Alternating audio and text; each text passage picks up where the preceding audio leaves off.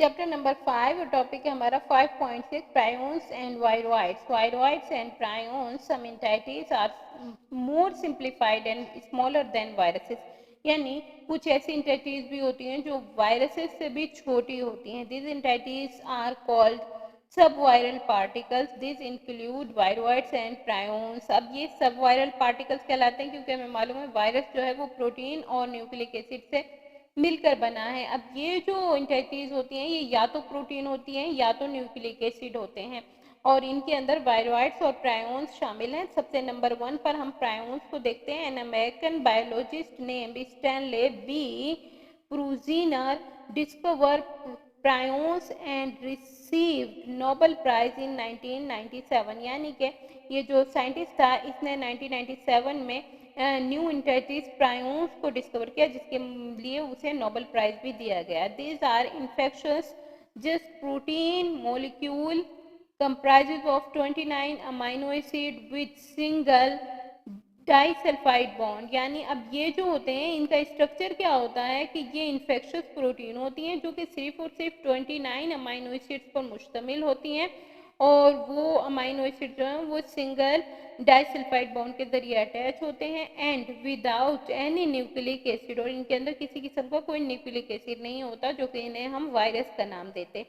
Prions are found in body tissues and in brain. जो ये जो प्रायोन्स होती हैं यानी इन्फेक्शस प्रोटीन होती हैं ये बॉडी टिश्यूज और ब्रेन के अंदर रह सकती हैं। प्रायोन्स में cause trisomy, Alzheimer disease, sleeplessness यानी कि insomnia in human and mad cow disease in cattles, यानी कि अब ये जो बीमारी है इसकी वजह बन सकती है ट्राइसोमी, यानी कि जो न्यूक्लियस होते हैं उनमें जो क्रोमोसोम्स के नंबर होते हैं वो चेंज हो सकते हैं।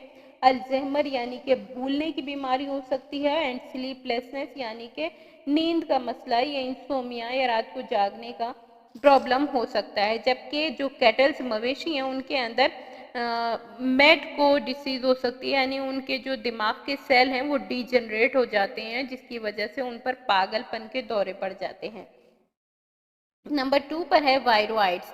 Viroids were discovered by an American plant pathologist Theodore O Diener in 1971, यानी जो थियोडोर और डाइनियर था उसने 1971 में वायरोइड को डिस्कवर किया था। They are simple non-enveloped single-stranded RNA infectious molecule with some double-stranded regions, यानी अब ये जो होते हैं वायरोइड्स ये सिंपली नॉन एनवेलप होते हैं, सिंगल स्ट्रैंडेड आरएनए के मोलिक्यूल्स होते हैं जो कि कुछ मुकामात से डबल स्ट्रैंडेड भी होते हैं।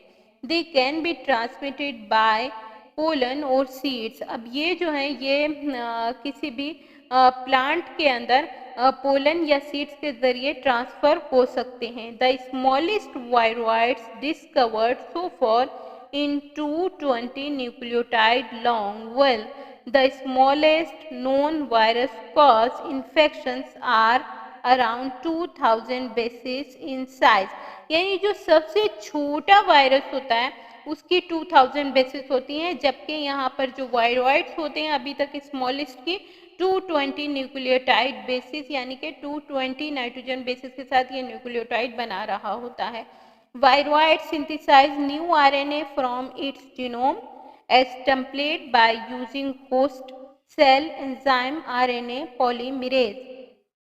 अब ये जो वायरोइड्स होते हैं ये नए आरएनए तैयार करते हैं किसके जरिए, एक टेम्पलेट आरएनए के जरिए और एंजाइम यूज हो रहा होता है यहाँ पर RNA polymerase. The potato spindle tuber viroids identified as first viroid, and now the known species of viroids are about 33 in numbers, यानी जो सबसे पहला वायरोइड डिस्कवर किया गया था वो आलू के पौधे में पोटैटो स्पिंडल ट्यूबर वायरोइड्स के नाम से था और इस वक्त तक तकरीबन 33 टाइप के वायरोइड्स जो हैं वो डिस्कवर किए जा चुके हैं।